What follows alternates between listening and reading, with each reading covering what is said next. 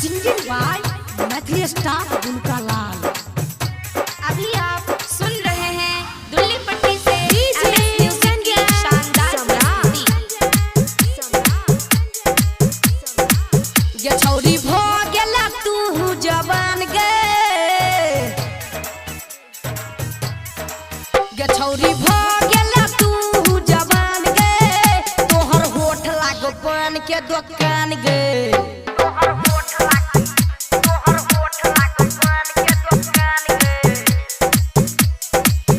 देखी बुढ़बो भ जाय छौ हरान गे, तोहर होठ लागो पान के दुकान गे।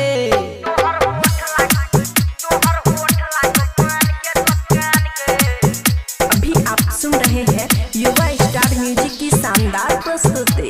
म्यूजिक डायरेक्टर डीजे गोविंद, दुल्ली पट्टी संजय सम्राट।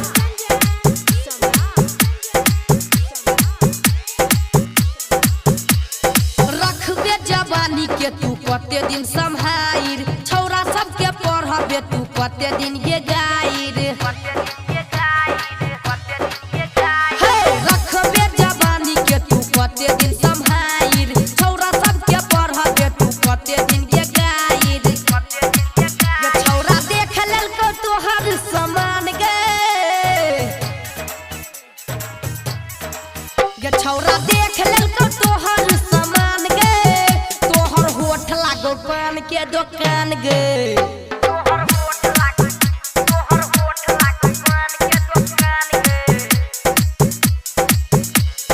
डीजे संजय सम्राट।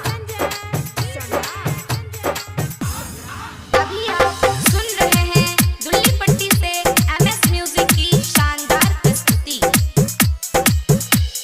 कहो उनका लाल बात करही यकीन गे, राइटर की रिसना के करही पसीन गे। कहो उनका लाल बात करही यकीन गे, राइटर की रिसना के करही पसीन गे। डीजे गोविंद के छी तू जान गे, डीजे गोविंद के तू छी जान गे, तोहर होठ लागो पान के दुकान गे।